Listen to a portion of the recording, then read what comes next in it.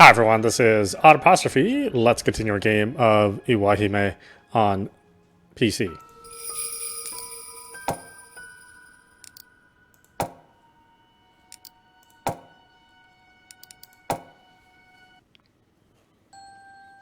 なんでもあの二人、いいなずけ同士らしいぜ。いいなずけ？黒髪さんとあいつが？亀沼のやつがすすだに引っ越してきたのは中1の時らしいんだけど、あんなクズのどこがお眼鏡にかなったやら。中学では有名だったぜ。いいなずけがいるやつがいるらしいってな。どうしてそんなことに。Sho Kamanuma had moved to Susada only 4 years ago. On the other hand, the Kurakamis were a family who'd owned a lot of land in this region for generations. What could the two families possibly have in common? In contrast to the wealthy and famous Kurakamis, the Kamenumas barely had a penny to their name, to say nothing of land. But by that autumn, Sho Kamenuma was already engaged to Toei. 何しろ多感なお年頃だからよ。学校中で話題になったぜ。あいつも最初はさぞや浮かれただろうね。でもすぐに黒髪さんがちょっと難のある子だと分かったみたいで。どうしてあいつは、亀沼くんはいいなずけを引き受けたんだろう。噂が本当なら黒髪さんの一目惚れなんだって。一目惚れ？どうしても婿養子になってほしいって黒髪家が拝み倒したんだってさ。その際にとんでもない金を積んだって噂だぜ。それで亀沼のやつグレイトに羽振りがいいらしいぜ。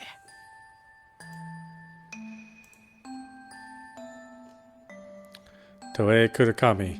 She wasn't ordinary, that much was certain. It wasn't absurd to imagine her family going to great lengths to get her a husband. Still, though, that didn't explain why they'd chosen a boy like that, of all people. If they'd loved one another, there'd be no issue. But it hadn't looked that way to Suzumu at all. At the very least, Kaminuma treated her more like a pet than anything else. And it hadn't felt like Toei held any love for him either. Too late. Because Suzumu had been too late, she'd been forced to accept his fate. It almost looked as though she'd resigned herself to that outcome, and suppressing her emotions, had sworn obedience to Kaminuma as a result.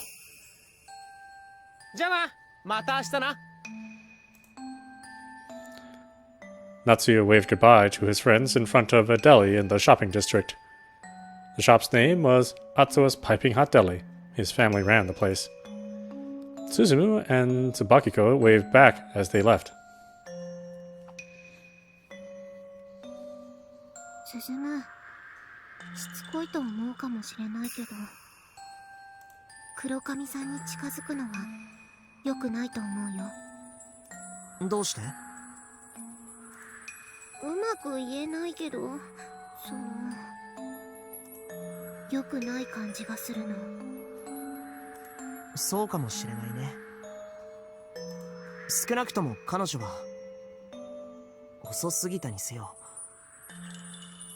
救いの手を求めていたのだけは間違いないと思う。進む。それが良くない感じの雰囲気になって感じられるんだと思うよ。進む。キコちゃん。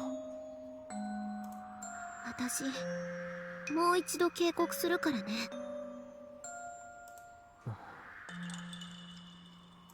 進むは黒髪さんに近づかない方がいい。絶対に何か恐ろしいことが起こるから。どうしてそんなことがわかるの？私の第六感、すっごく当たるんだよ。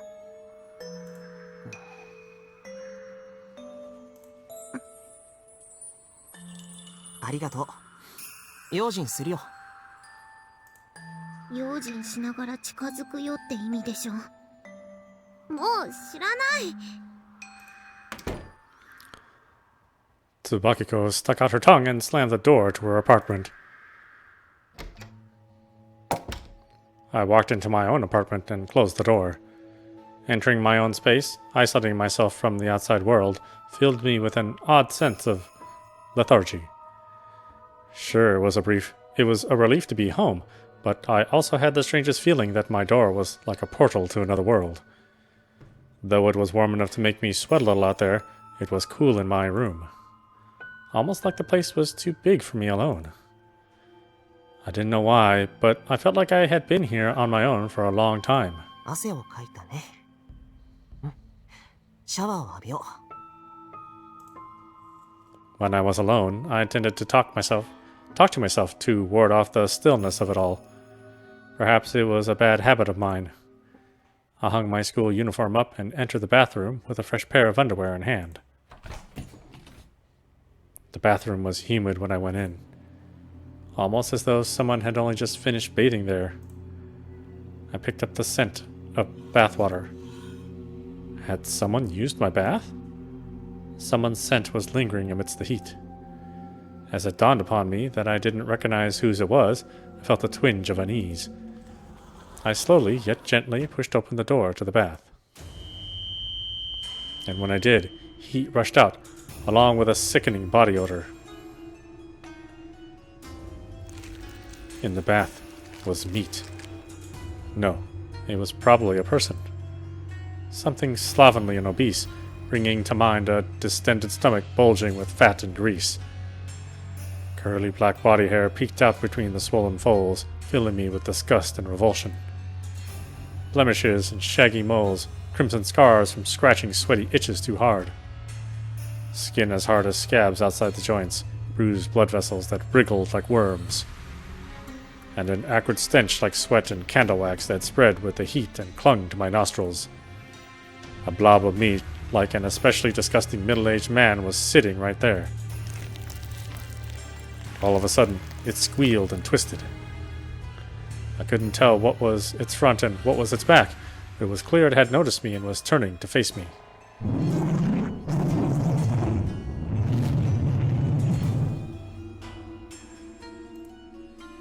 Its voice sounded like a man's voice put through a filter to protect his identity, like you'd hear on the news. I was sure its words meant something, but I couldn't understand it at all. All I could make out for sure was a spine-tingling laugh. Past the blob, I could see a bundle of black hair. It was a girl with long black hair and snow-white skin. No, a doll the size of a human.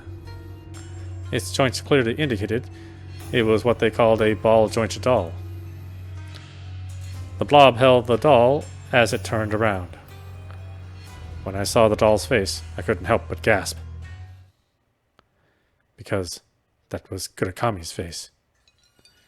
It wasn't the face of a doll modeled after Kurakami. Everything from the head down was a doll, but the head itself wasn't. It was her face, her head.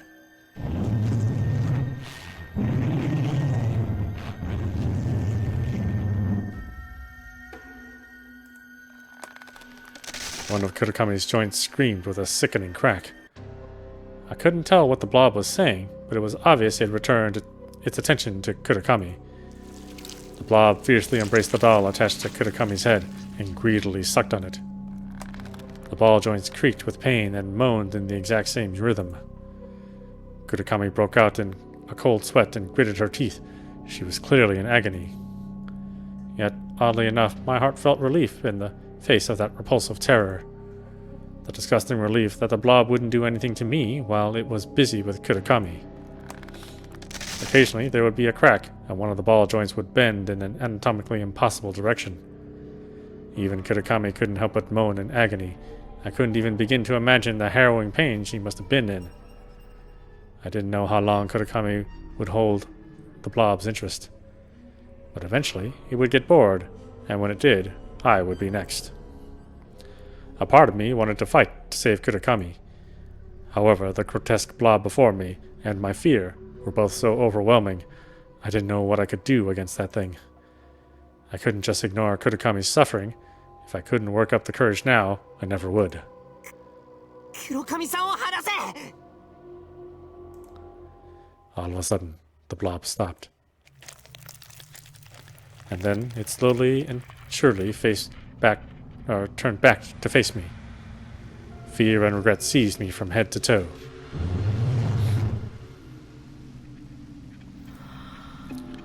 There really was a fine line between courage and reckless naivete, wasn't there?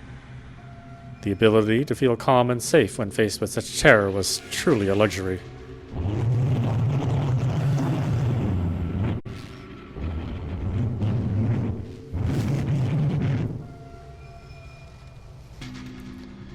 The blob was surely laughing at me.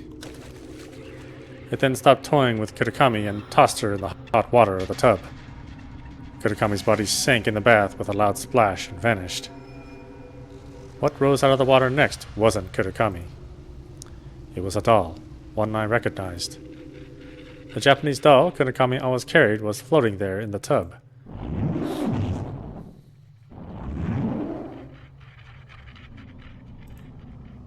The blob didn't seem pleased by it.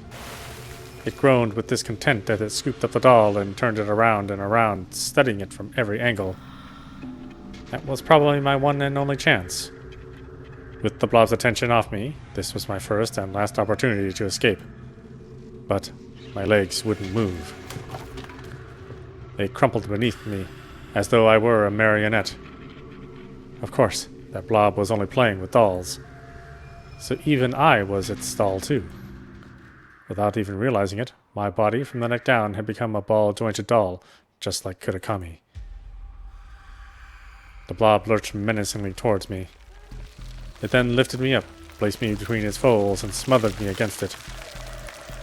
The feeling of its curly hairs against me, its revolting odor and heat, and its sewer-like breath filled my throat with bile. The blob touched my ball joints lovingly twisted them. From time to time, I felt them bend in ways they shouldn't with a crack.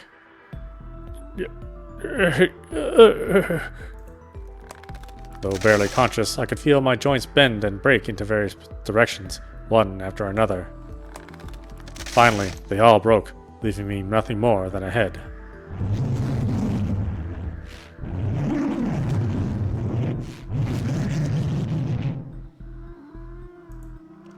The blob embraced my head and licked it with the gooey substance oozing out of its rotten breath. The stench was beyond repulsive. I felt like I was going to suffocate from all the nausea. Soon enough, blob, blob, blob engulfed my head.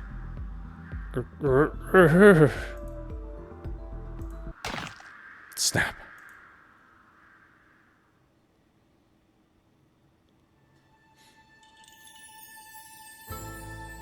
I slowly sat up in the dimly lit bathroom. It was dark around me. Apparently, it was nighttime. How long had I been lying there?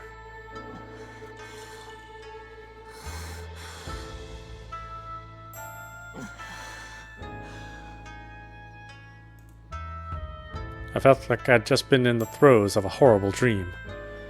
I exhaled heavily as if to drive out something disgusting that had built up in my lungs. I could tell I'd had an awful nightmare, but I couldn't remember anything specific about it. That's just how it is. Nightmares are livid when you have them. Or vivid when you have them, but vanished with barely a trace once you wake up. 僕はどうしてこんなところに Maybe I'd been anemic and passed out? I had no clue. The clearer my head got, the more I realized worrying about it wouldn't accomplish anything. I shook my head and opened the door to the tub to start a bath. Traces of warmth lingered still, but there was no way anyone was there. 痛い My elbows and knees had been hurting ever since I woke up. I checked my elbows in the mirror to find them a little red and swollen. That night, I had the strangest dream.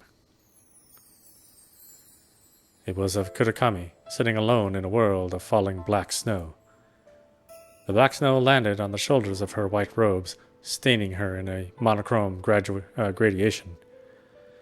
She looked lonely, so I tried approaching her, but no matter how much I walked, she didn't get any closer. A firm and cool, transparent wall was separating us. At the very least, I wanted to tell her she wasn't alone.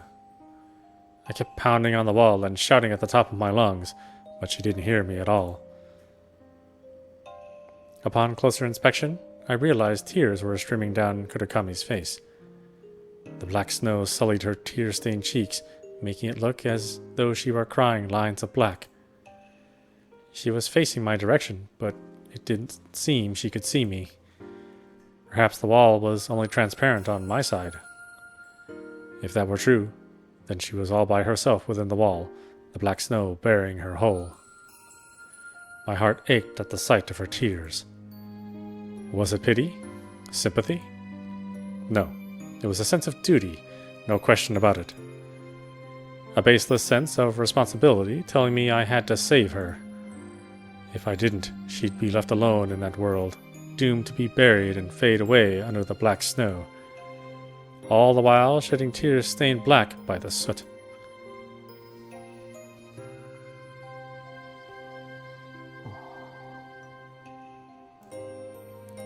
Even after I woke up, I just stared blankly at the ceiling for a while. This was the first time I'd ever remembered a dream so clearly. なんでこんなにも僕の頭は黒髪さんでいっぱいに。 I couldn't understand my own feelings. I wondered if maybe I was in love with her, but that definitely wasn't the case. I was an adolescent boy, just like the rest. I knew the bittersweet taste of unrequited love. True, the fact that I couldn't get her out of my head was similar to that. But this was different. I just knew I had to help her. And there was no time left, not even a second. As she said, it was too late. Even so, I had to help her. Why? I didn't know. But that emotion was filling my heart, and telling me I had to act as soon as possible.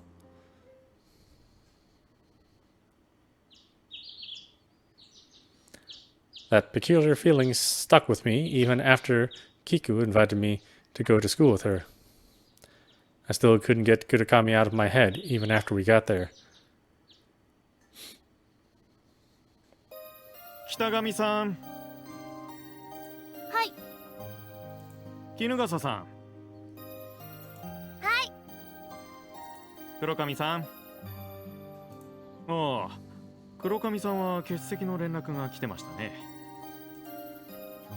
It wasn't rare for Kurakami to be late for, or even miss homeroom.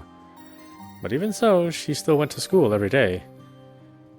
At the very least, this was the first time anyone had called in to say she'd be absent beforehand. 珍しいね。黒髪さんが欠席なんて。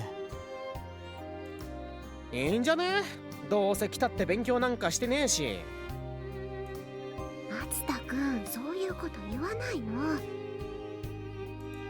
鈴は黒髪さんにすっかりご就寝ね。いけないかな。あんな不吉そうな女に隠れた魅力を見抜いたってことか？さすがスサラ、やっぱりグレートな男だぜ。はあ、もう好きにしたらいい。本当にどうなっても知らないから。ハルミヤ、嫉妬は見苦しいぜ。松田くんは引っ込んでて。そんなに黒髪さんに近づいちゃいけないの？知らない。好きにすれば。今にきっとなんかバッドなことが起こるからね。勝手に呪われちゃえ。大丈夫だよ。お清めなら毎日欠かさないからね。鈴む、その肘どうしたの？ I was getting a little sweaty, so I rolled up my sleeves. Kiku must have noticed my swollen elbow. どうしたんだろうね。寝違えちゃったのかな。痛くないの？やめてよ。触られるとちょっと痛いよ。そっちの肘もかばってるようだけど。昨日の晩からなんとなく痛むんだよ。両肘と両膝が。呪いだ。大げさな。黒髪さんの呪いが移ったんだよ。もっとひどくなっても知らないよ。大丈夫だよ。放課後になってもまだ痛んだら病院で見てもらうから。どっちかっていうとお祓いだと思うよ。Kiko was dead set in her belief Kurakami was a cursed being. I guess it was just because girls have a thing for the occult.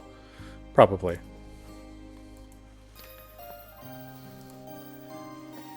So it really was all up to me.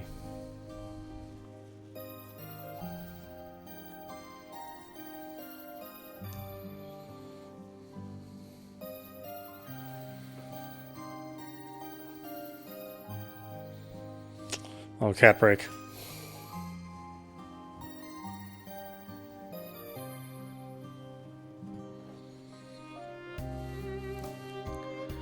That strange sense of urgency was still plaguing me, even at school. I once again wondered if I was in love with her. And yet again, I came to the conclusion it was a sense of duty instead. But why? Why did I feel this way for a girl I'd never met before? Was it obligation? Responsibility? Sympathy? Pity? No matter how many times I retraced the source of my emotion, it always came back to that baseless sense of duty. Even after lunch break had come and gone, I was still captive to that emotion.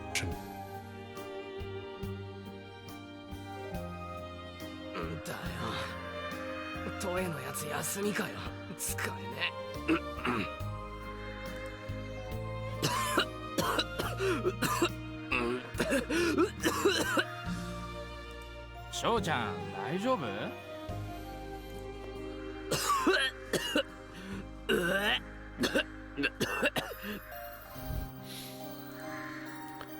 Sho kept hacking and coughing as though he was choking on his own spit.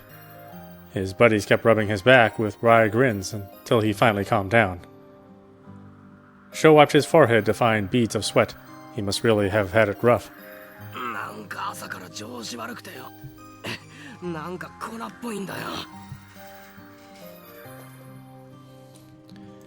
花粉じゃね？今の季節いろいろ飛んでるって言うしさ。知らねえよ。俺花粉なんかじゃねえし。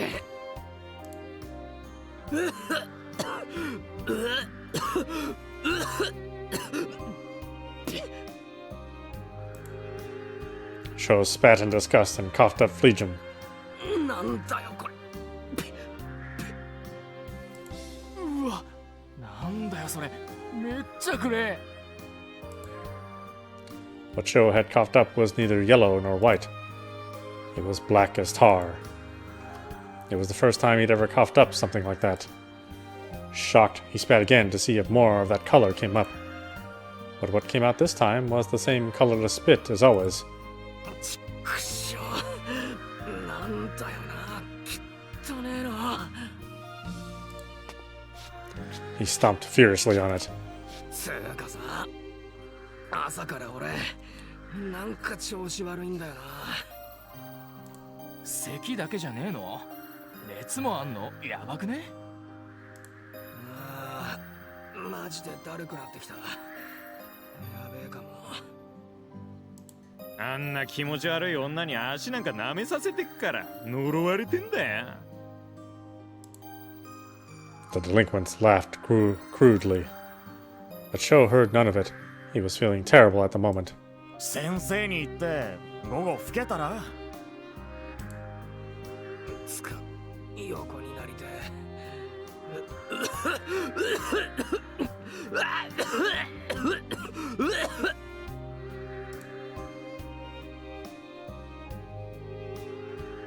ちょっぴりだけお熱があるよね。うっせ。俺は平熱が低いんだよ。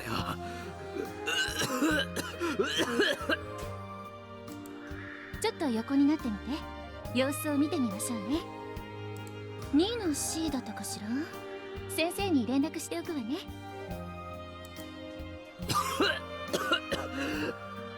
マジうぜえよこの席。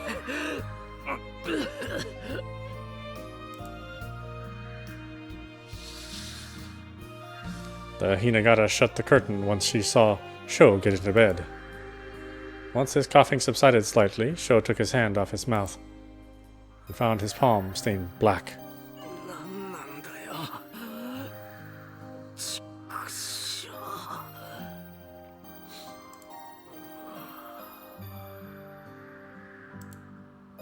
Though the infirmary bed wasn't all that comfortable, Sho drifted off to sleep, as though his consciousness had been swallowed whole.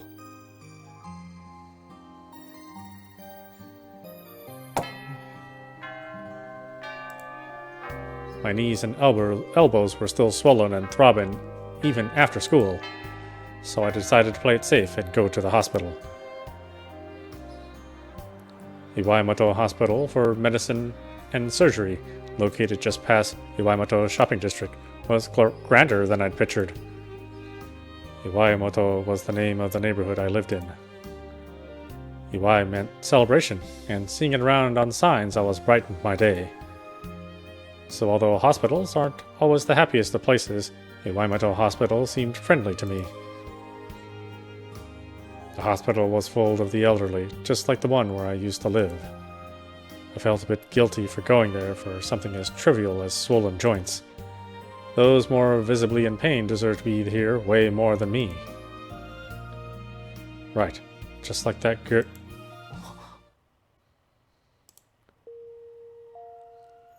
That black-haired girl. It was Kurakami, no mistaking it. She was in a wheelchair with the same doll riding on her lap. But seeing her with her left arm hanging from a sling and her right leg in a cast, it hurt to watch. It wasn't just those either. Her other limbs were wrapped up in bandages too. For some reason, I could sense her knees and elbows hurt just like mine. I faintly remembered the world of the nightmare I had when I collapsed in the bathroom. Just like me, her joints were snapped by that grotesque blob. 黒髪さんに近寄らない方がいいよ。 I felt like I heard Kiko's voice amidst the crowd. Bad things will happen if you get close to her. I just know it. She'd been giving me that warning over and over again. Was what happened to me one of those bad things? Kurakami and I were classmates, so it was inevitable we'd meet in the classroom. But if I struck up a conversation with her here, I'd clearly be approaching her proactively. きっと良くないことが起こるから。 Of course, Kiko wasn't there, but I felt like she was giving me my final warning. I wonder if she's involved with this, like if she's cursing everyone.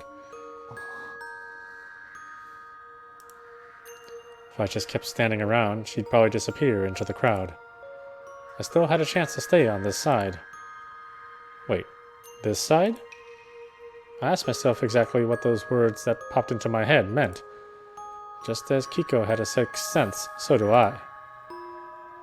It warned me that if I talked to Kurakami now, there'd be no turning back. She already caught my heart. I couldn't turn back anymore.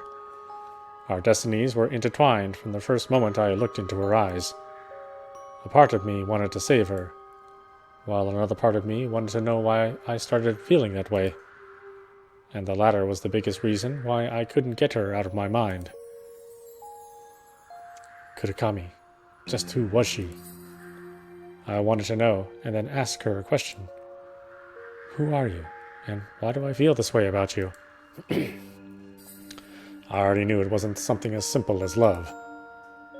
Then was it something sinister, just as the rumors said? Have your eyes cursed me? Is that why I can't take mine off you?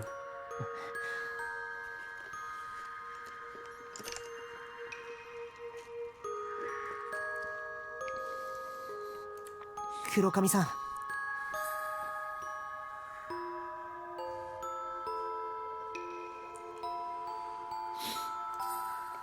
the end, I acted before I could come to an answer.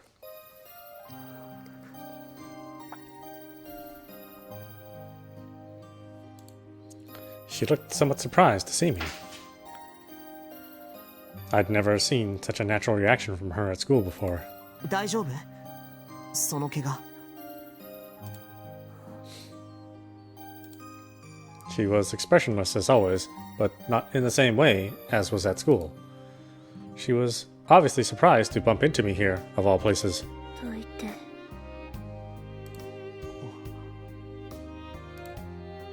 君はススコの子か？ The middle-aged man pushing her wheelchair scowled at me. He was probably her father. はい。黒髪さんと同じクラスの。トエにみだりに話しかけないでほしい。すまないが、トエは世俗の汚れに触れてはならぬ大切な身だ。年相応の生活をさせたくて学校に行かせてはいるが、汚れに染まることは許されない。I couldn't think of anything to say to that. It was the first time anyone had said something like that to me, and I didn't know whether to be angry or hurt. お前はいつも遅い。消えろ。お前の汚れが苦しい。トエ、無理に喋るな。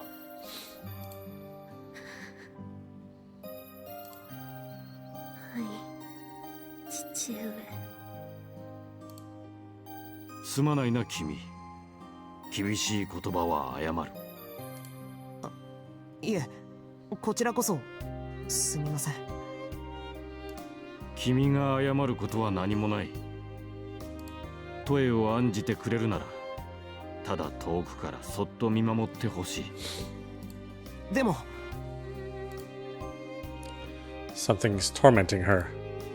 I wanted to say that, but her father stopped me before I could. 二度とトエに話しかけないでほしい。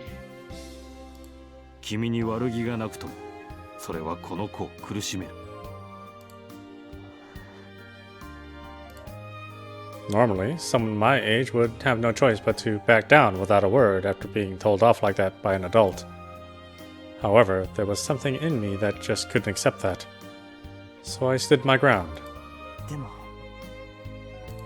彼女は苦しんでるんです。僕はそれに気づいてしまったから彼女を無視できないんです。Toei's father fell silent. That was a sign he was aware of her torment. 世俗の汚れから遠ざける必要があるならば、どうして上沼君を許嫁などに選んだんですか？お前の知ったことではない。黒髪さんが心から選んだ男性だなんて僕には到底信じられません。 You're too late. Those words replayed in my mind once more. Perhaps she meant she'd been forced to bear this fate because no one had noticed her suffering sooner. I wasn't sure about that, but there was no doubt that she was suffering greatly. There was no way she could be happy being treated like a pet by a fiancé she didn't even love.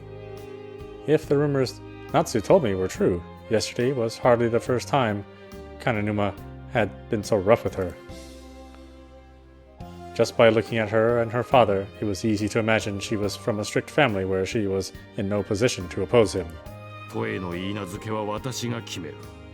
お前の知ったことではない。いいえ、あなたの知ったことでもありません。何？黒髪さんの人生は黒髪さんが自分で決めます。確かに彼女は未成年です。あなたの保護下にあるべきでしょう。でも未成年を終えての未来は全て彼女のものです。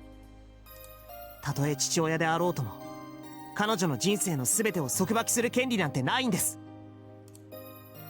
It seemed Toei's father hadn't expected a child his daughter's age to talk back to him like that. He appeared to be more stunned than angry. 黒髪さん、僕はひょっとしたら全然的外れなことを言ってるかもしれない。でも君が苦しんでいてそれを手遅れに思っていることは知ってる。でもこれだけは的外れじゃなく断言できるよ。何？遅すぎることなんてあるもんか。僕が黒髪さんの力になれるかどうかわからないけど、僕はいつでも味方になるから。それだけは信じて。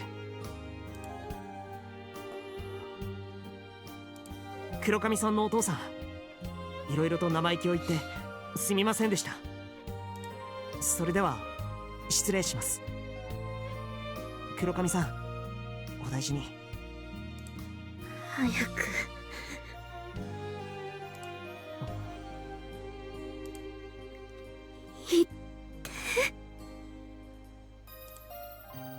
Kurakami hung her head, biting her bottom lip. I didn't know what she was feeling, but my words had definitely gotten to her, and I believe that would save her, or at least serve as the spark of her salvation. 君とはもう話したくない。道を開けてくれ。すみません。行くぞ、トエ。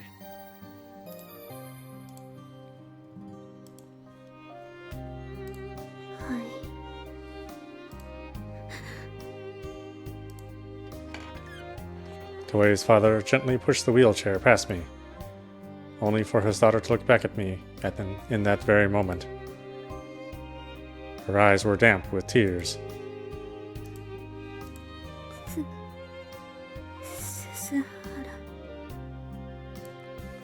She reached her trembling hand right out to me. トエ。鈴原。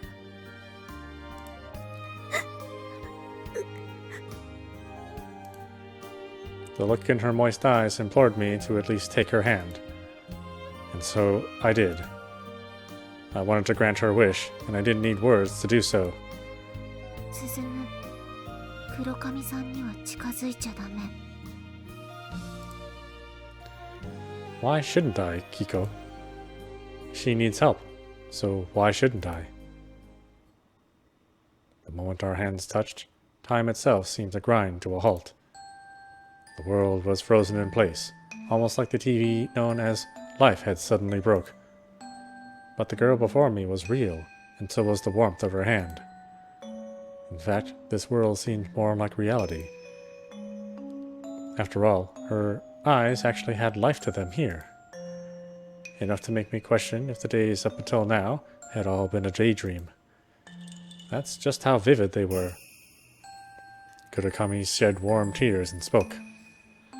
Her words were clear and had a deliberate weight to them. ありがとう、鈴原。こちらこそありがとう。心を開いてくれてありがとう。開けなかった。開いてはいけなかったから。 Kurakami stood up, staggering on her cast-encased foot. She walked over to me until our chests were practically touching and looked up at me. お前がいけないんだから。お前が泣いてもいいって言ったから。ちゃんと聞こえていたんだね。I hadn't said it aloud, but it had reached her. 私泣くからな。お前は何も意味なんかわからなくていいから、ただ黙ってお前は私に泣かれてろ。いいな。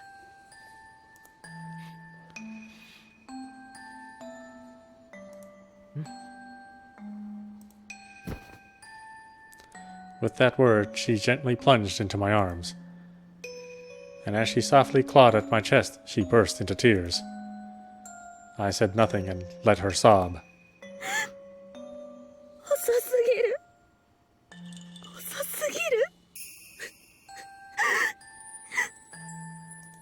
どれくらい遅すぎたのかな。10年遅い。いや、100年遅い。1000年遅い。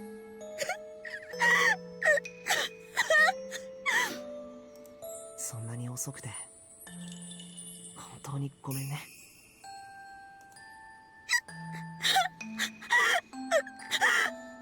お前が悪い。全部悪い。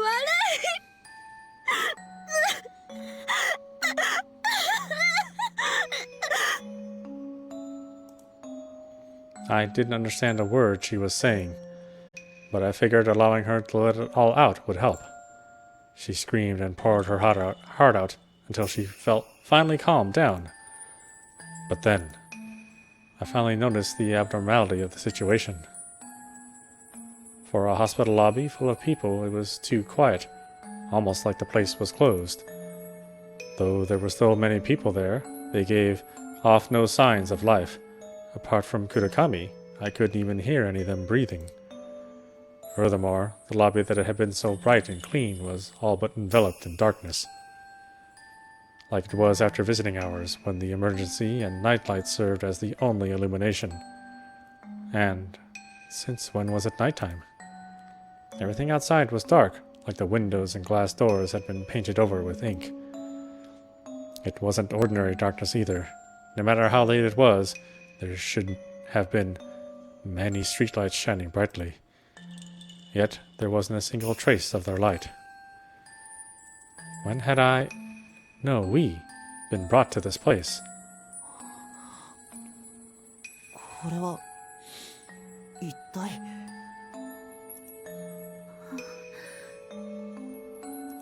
また取り込まれたか。また。Kurakami's face was still stricken with tears, but she'd already regained her composure.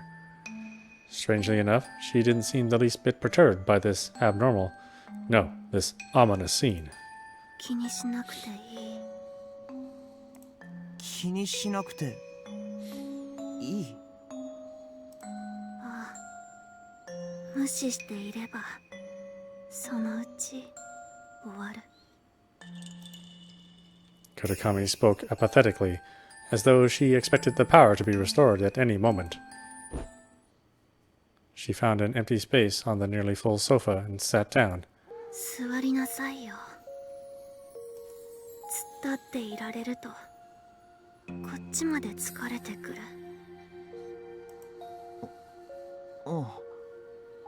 でも。Though there were many sofas lying around in the lobby, they were all packed.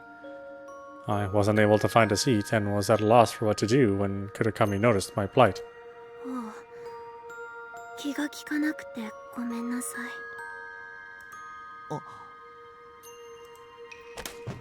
Kurakami casually pushed away the person sitting next to her. And when they hit the ground, they just crumbled apart, literally. As it turned out, it wasn't a person lying in pieces at my feet. It was a ball-jointed doll. I looked around upon this realization and noticed that every last person in this packed room, apart from us, had turned into ball-jointed dolls. Even Kurakami's father had turned into one of those dolls, still holding his daughter's wheelchair in the exact same pose as before. She should have been shocked that her father turned into a doll. Yet she paid it no heed at all. I quietly took the seat next to Kurakami as if waiting my turn in line. In all honesty, I wanted to scream from the incomprehensible terror swallowing me whole. But, oddly enough, seeing her remaining absolutely calm amidst this madness allowed me to keep my own calm for some reason. Of course, she could have been bluffing. その怪我はどうしたの？ここまでひどいことは初めて。どういう意味？言葉通りよ。意味なんてわからなくていい。お前は黙ってうなずいていればいい。どうせその程度の役にしか立たないのだから。見くびられたくないな。これでも男のつもりなんだけどな。ひ弱そうなくせに。こう見えてね、鍛えてるんだ。家が武道の道場をやっててね、小さい頃からずっと修行させられてた。喧嘩の自信はないけど、腕相撲なら大人が相手でも負ける気はしないかな。意外。力自慢とは。自慢じゃないよ。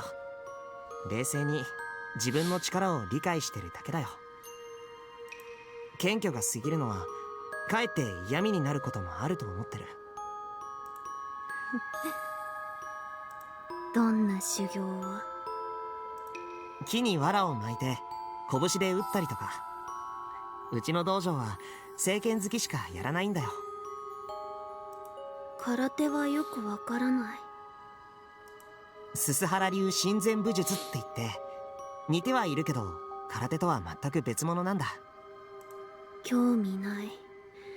どうせいくら鍛えたところでお前に打ち砕けるものなど何もない。何を打ち砕いてほしいの？黒髪さんが何かを打ち砕いてほしいと思ってる。それは分かったから教えてくれないかい？君は遅すぎると言っているけど、ひょっとしたら僕には間に合うことかもしれないよ。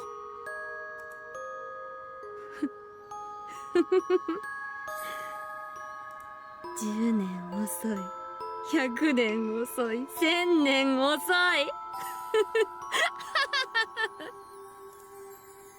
Her laughter was not of delight, but resignation. 無駄だ。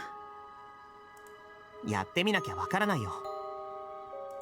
お前は藁を巻いた木を打つと言った。その木をお前は拳で倒すことができるというのか。その気持ちで打っているけどね。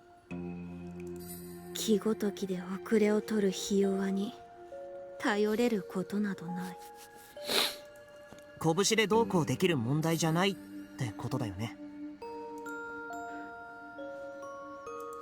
そろそろ話してくれてもいいんじゃないかな。話すだけなら何も黒髪さんは失うことなんてないと思うけどな。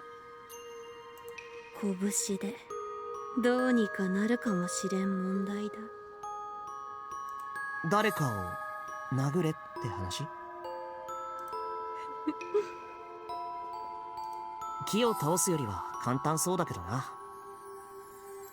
木すら倒せぬお前に聖堂の壁が打ち破れるか。聖堂、厚さは？さあ、お前の拳の幅くらいはあるかもな。さすがに無理だよ。そんな厚さの合金の壁を破るなんて拳じゃなくて大砲の出番だと思うな。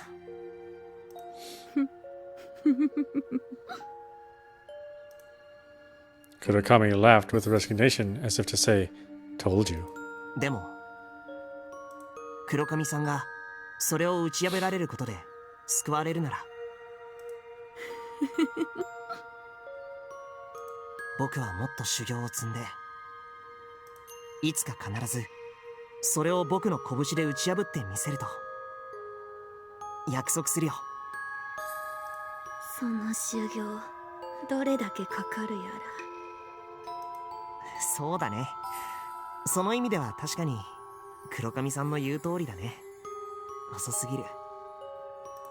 10年、100年、いや1000年は修行しないとダメかもしれないよ。でもそれでも僕が必ずそれを打ち破って黒髪さんを助け出すって約束するよ。Even I was surprised by that. I'd never said anything so gallant before. It must have been that baseless sense of duty talking. The more I talked with her, the stronger it got. But I didn't care about where it came from anymore. It didn't matter whether it was love, duty, or even a curse like Kiko suggested. 僕は必ず君を助け出す。黒髪さんにとって僕は遅すぎたそうだけど、その壁すらも必ず打ち破ってやるって約束するよ。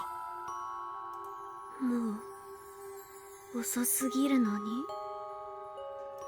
何も遅すぎるもんか。僕はここにいて、黒髪さんはここにいる。遅いも早いも関係ない。僕が助ける。必ず。鈴原。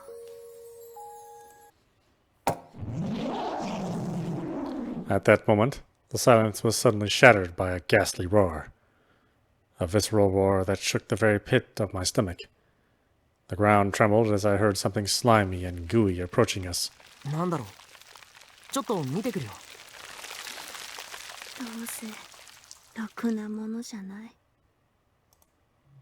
She was probably right. But whatever that thing was, I needed to know if it posed us any threat. No, that wasn't it. What I really wanted to know was what in the world this place was, and whether I was still sane or not. The thing howled ominously again, and then I remembered exactly what it was. The piles of meat, trembling as they gave off a rancid stench straight out of a sewer. Yes, it was the giant eerie blob that broken me and Kurakami's limbs. He was bulging far more repulsively than I had back in my bath. The blob squirmed where it stood, filling the stairwell. It was as tall as the ceiling itself. Despite that, it pulsated as it slowly but surely pushed its way down the stairs.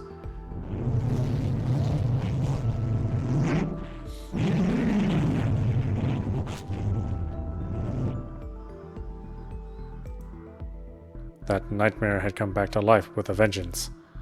It was searching. That blob was searching for us. Though it was struggling to fit through the stairwell, it wouldn't be long until it got through. And once it did, there would be nothing to stop it. The lobby ceiling was too high to impede it. I had to run. Back in the nightmare, my sense of fear was numbed. I just hadn't felt real enough to warrant it. But this was a different story. The terror was more than present. My legs trembled in fright at the horror before me. I couldn't stop it. I couldn't fight back. However, I knew that I couldn't stay here. I needed to get out of here, as soon as possible. No, wait, not just me. I have to take Kurakami with me. 黒髪さんは覚えてない。悪夢の中であいつにその手足を折られたんだよ。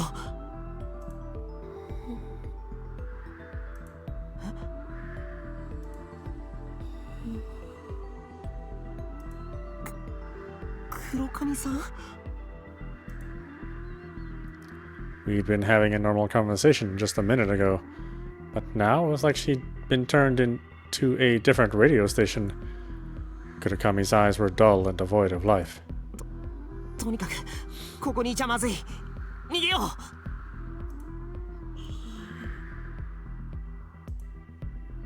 This was bad. She didn't understand what was happening here. She was spacing out just like in class every day. But I couldn't ignore her. That blob would never pass up on a toy like her. ごめんね。ちょっと痛いかもしれないよ。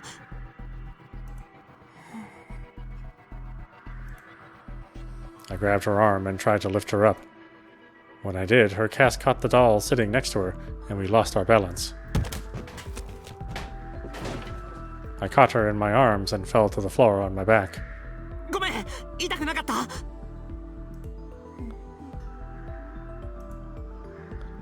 That was a stupid question. She was in no state of mind to communicate after all. But the moment I thought that, the faintest hint of light returned to her eyes. Kurakami was lying on top of me, her face just a hair's breadth away from my eyes and nose. 黒髪さん。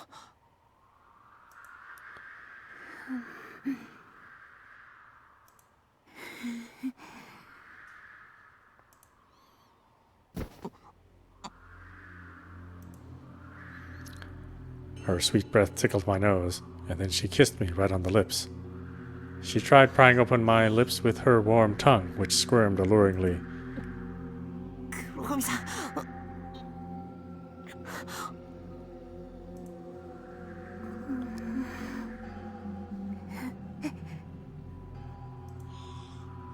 Though I knew the situation was far from normal, a devilish little whisper inside me was telling me to give in to my carnal instincts. Her breath, her tongue, it was all so enticing. No, I couldn't. This wasn't the time for this, but I... お前に会えて嬉しい。遅くてもいい。こうして今があるならどうでもいい。正気に戻って。今はこんなことしてる場合じゃ。鈴原レジ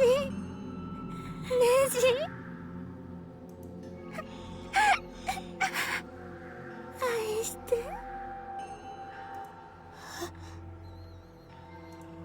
お願い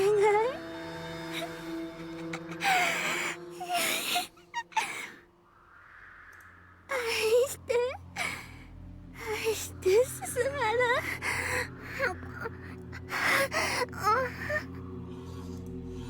今ねって黒髪さん Kurakami clung to me like a snake. The cast on her left leg fell off, and she paid no heed to that. Her face and breath became a sweet poison that invaded my brain. All my blood vessels were aching, urging me to give in to this alluring temptation.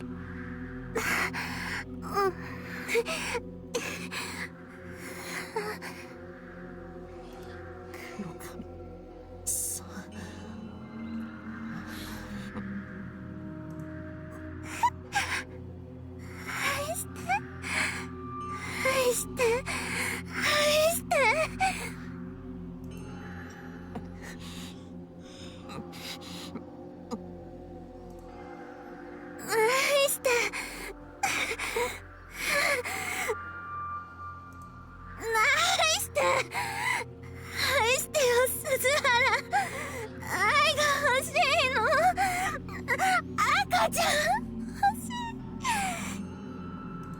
鈴原の愛私に注いで奥に注いで一番奥に注いで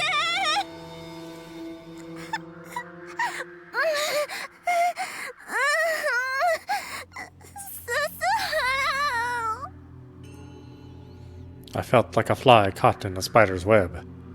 Kurakami preyed on me as she moaned about love. My veins were throbbing in anticipation for pleasure yet to come. I couldn't fight back the desire screaming at me to give in to her.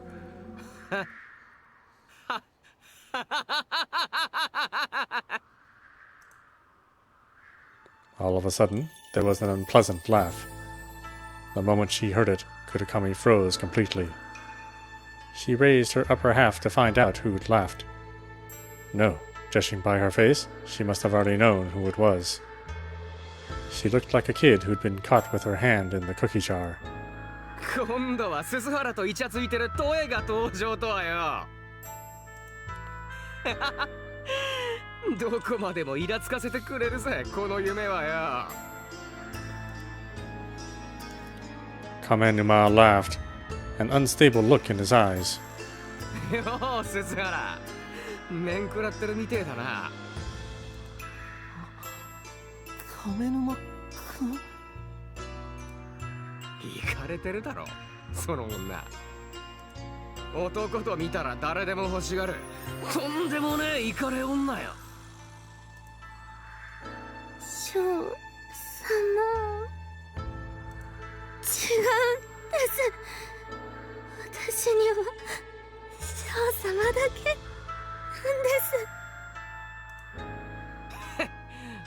男なら誰でもいいくせによ。てめえは女じゃねえ。犬だ。メスなんだよ。 Maybe there was some truth to what he said. After all, Kurakami was clinging to Kame Numena's leg like a dog, and she kept coming back no matter how many times he kicked her. That pitiful sight was exactly like watching a dog begging its master for scraps. 少様の愛をお恵みください。ついさっきまで鈴原に同じことを言ってたんだろ。なあ鈴原、そうなんだろ。そうなんだよな。 I couldn't think of anything to say to that. The whole thing had lost all sense of reality, resembling something straight out of a nightmare. Yes, that had to be it. This was all just some horrible dream, wasn't it? A continuation of the nightmare I'd had back in the bathroom. As soon as I realized that, the whole scenery suddenly seemed to warp violently. 少様じゃないとダメなんです。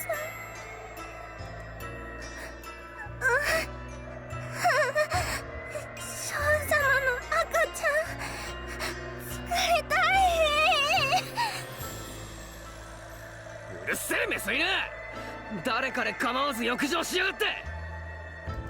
犬なら犬らしくキャンキャン吠えろ。人間様の言葉で喋るんじゃね